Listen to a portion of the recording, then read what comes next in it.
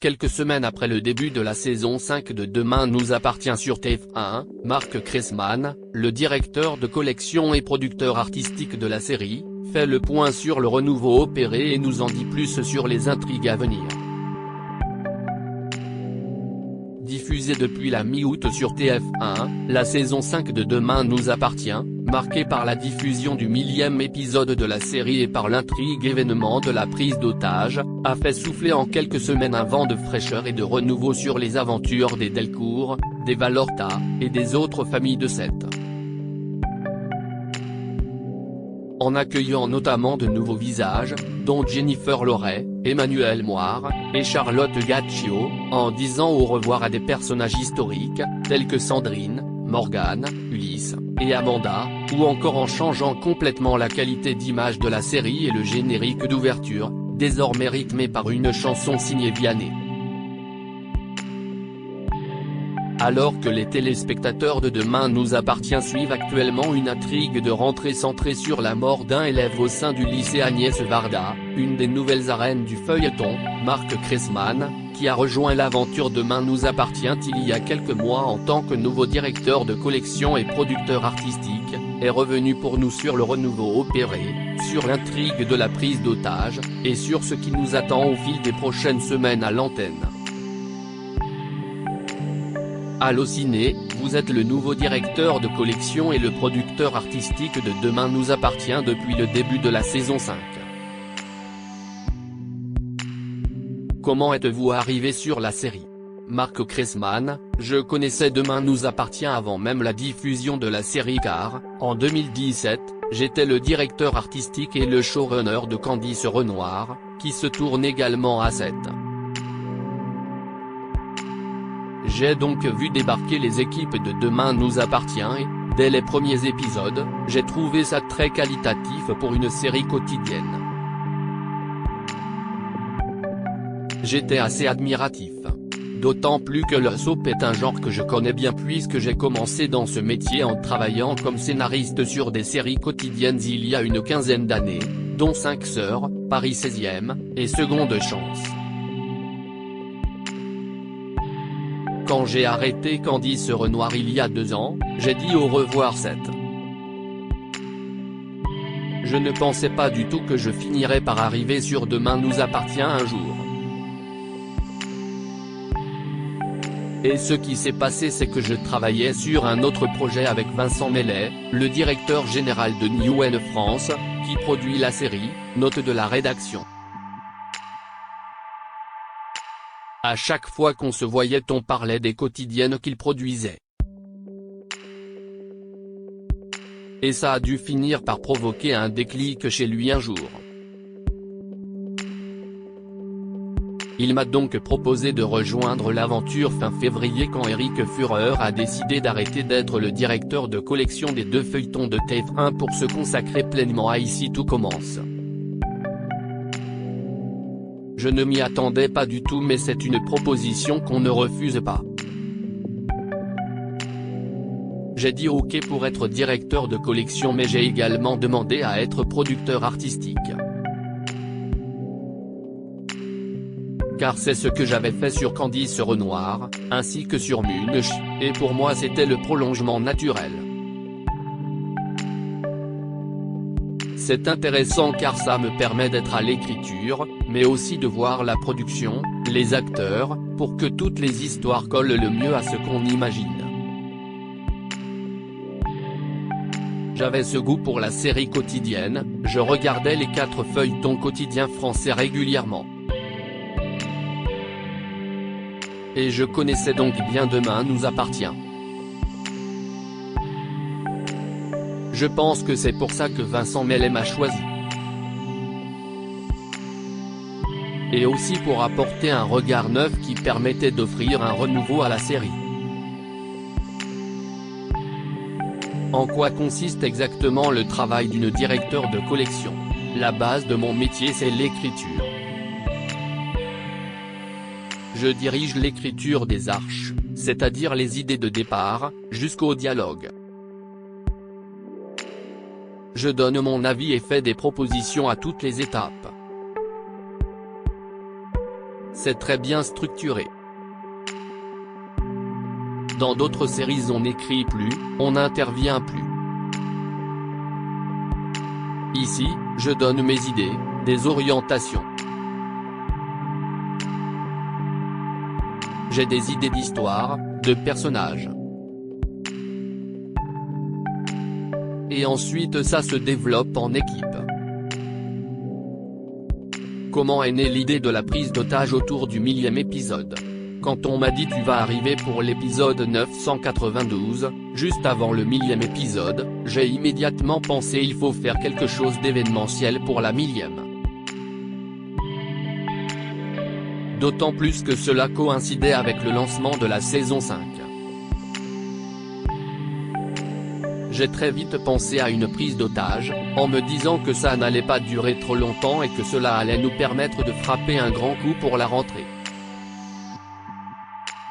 À partir de là, je me suis dit qu'il va y avoir des répercussions pour les personnages, pour les lieux, les décors, et je vais pouvoir raconter une histoire sur toute l'année. La prise d'otage lance plein d'histoires, plein de destins, plein de changements. Des départs, parfois tragiques, parfois plus positifs. Des changements de vie, de destin, sur quelques personnages et leurs familles. J'ai donc imaginé des arches sur une année. Tout en étant conscient que rien n'était figé, car les choses évoluent constamment sur un feuilleton quotidien. On ne peut pas tout prévoir un an à l'avance. Et puis, symboliquement, j'arrive et je prends les gens en otage, rire. Je l'avais fait sur Candice Renoir, je savais que c'était très difficile à faire, très fatigant, mais d'un coup ça rassemblait toutes les équipes. Il y avait un côté prime, on voulait faire prime. Et tout le monde a tout de suite accepté cette démarche. Et ça permettait aussi de revenir sur le lieu du crime, là où tout avait commencé, le Spoon. On renouvelle mais on garde aussi les fondamentaux. On repart de zéro tout en conservant 4 ans d'acquis et plein de personnages que le public aime. Quels sont les grands axes de développement pour cette saison 5 de Demain nous appartient? Dès mon arrivée, il était clair que j'avais envie d'introduire de nouveaux personnages petit à petit. La famille Roussel tout d'abord, avec ses 4 enfants. La mère Courage un peu à l'anglaise, positive, incarnée par Charlotte Gaccio, qui arrive pour une nouvelle vie à 7 et évidemment c'est le début des emmerdes. La famille d'Irène Lopez Diallo, la CPE du lycée Agnès Varda, jouée par Thaïs Kirby, qui est une famille métissée, donc cela va permettre d'apporter plein d'histoires très riches et intéressantes. On avait envie de personnages un peu plus modernes notamment. Et toujours du côté des arrivées, Xavier Deluc et Victoria Abril débarqueront bientôt dans la peau des parents de Raphaël, incarnés par Jennifer Loret. Victoria commence à tourner à la mi-septembre et je peux déjà vous dire que son personnage est haut en couleur.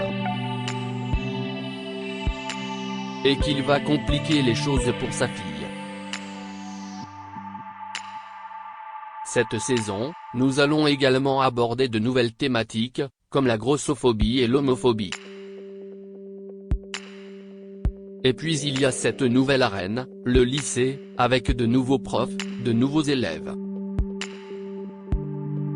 L'idée était de trouver des histoires fortes en fonction des acteurs et des personnages. Cela donne l'impression qu'on donne un grand coup de neuf, mais on garde l'ADN de Demain nous appartient, des meurtres, des histoires d'amour impossibles. Et j'apporte aussi beaucoup de comédie. J'espère que cela va se voir. J'essaye d'avoir au moins une intrigue comédie par jour. Il y a des personnages qu'on va voir arriver qui sont assez surprenants, vous verrez. Et des changements de vie aussi, pour des personnages qu'on connaît déjà, qui sont là, et dont la trajectoire va surprendre. Il y aura des retours. C'est ce qui est bien dans Demain nous appartient, on a une grande troupe, donc on va pouvoir puiser dans cette galerie de personnages, en faire venir certains, en faire vivre d'autres. L'une des nouveautés de la rentrée passera aussi par Sophia, Emma Smet, et Charlie, Clémence Lassala, qui se retrouvent ensemble dans le même BTS. Les deux ennemis jurés, rire. Ça va monter sur plusieurs intrigues, et ensuite on va essayer de faire des choses plus dramatiques. Ce qui est bien avec ces personnages c'est qu'ils peuvent à la fois jouer une arche à polar mystère, et ensuite se retrouver dans de la comédie. C'est un beau terrain de jeu pour donner naissance à plein d'histoires.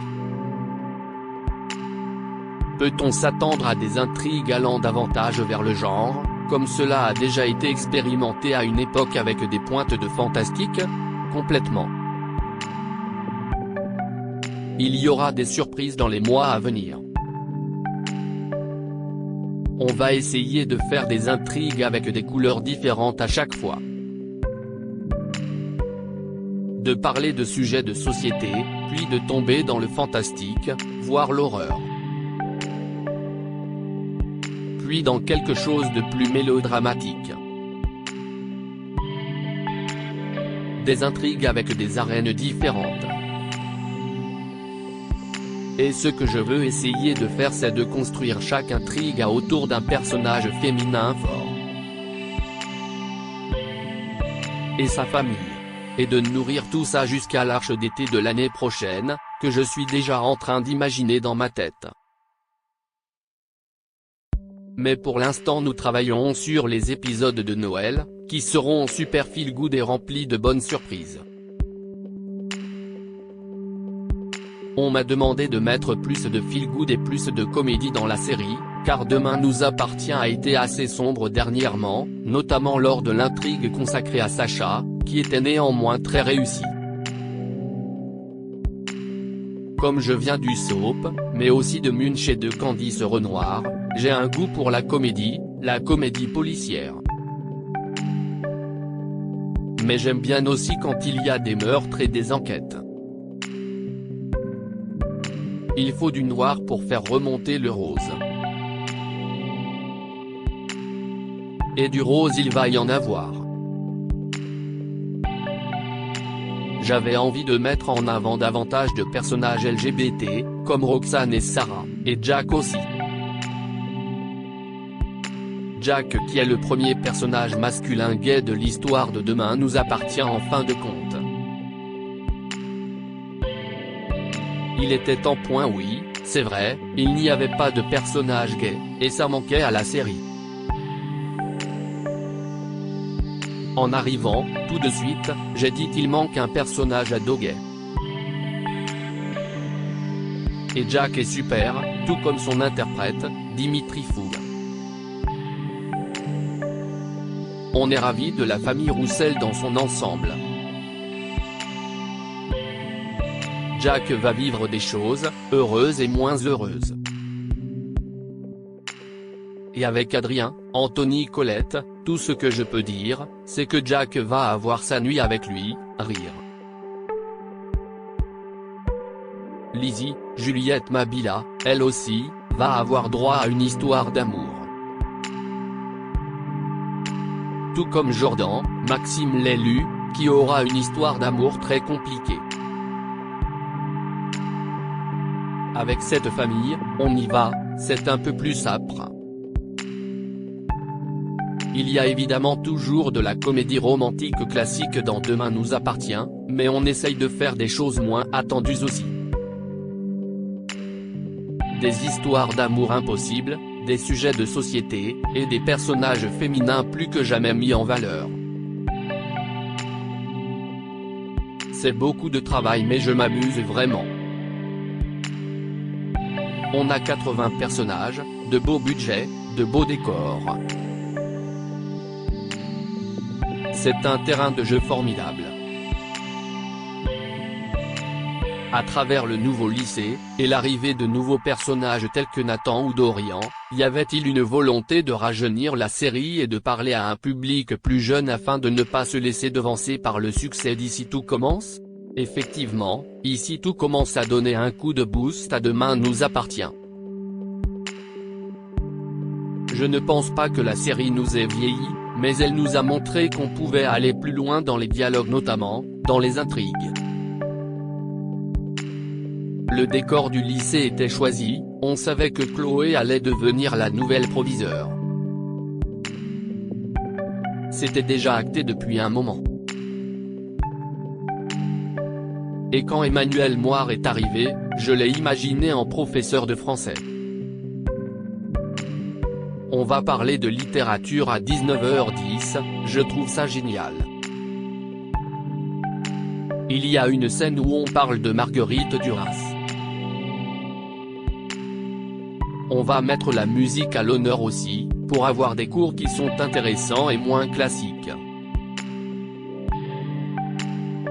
Et ce qui est bien avec le lycée c'est qu'on peut avoir le lycée classique, avec les secondes, premières, et terminales, mais on a aussi les BTS et les prépas. Il y aura encore d'autres choses à venir petit à petit. Nous sommes très contents de notre nouvelle galerie de personnages adolescents. Vous parliez de Nathan, joué par AD. Ce qui est marrant c'est qu'il a été choisi au moment où j'arrivais, mais pour des intrigues que je n'avais pas écrites. J'avais vu ses premiers essais, il proposait des choses déjà très intéressantes, mais très vite, il est devenu exceptionnel. Donc on a décidé de le garder et de l'inclure dans les intrigues lycéennes. C'est pour ça que, si nous n'avions pas précisé son âge au départ et qu'il pouvait paraître plus vieux, il se retrouve finalement en terminale au début de cette saison 5. L'âge des adolescents a toujours été un peu compliqué à saisir lorsqu'on est téléspectateur de Demain nous appartient. Comme pour Sophia et Manon qui ne sont a priori pas jumelles mais ont toutes les deux passé le bac en juin. C'est vrai que c'est très curieux. Peut-être qu'elles ont juste 9 mois d'écart, rire. Mais bon, Demain nous appartient c'est la vie en mieux. Et évidemment, après le baiser échangé suite à la prise d'otage, les fans veulent savoir, Alex et Chloé vont-ils finir par se remettre ensemble? Ce que je peux dire c'est que l'histoire d'amour entre Chloé, Ingrid Chauvin, et Alexandre Brasseur, va être le fil rouge de la série. C'est Ross et Rachel. Et il va y avoir des tas d'obstacles. Propos recueillis dans le cadre du festival Sérimania 2021 à Lille.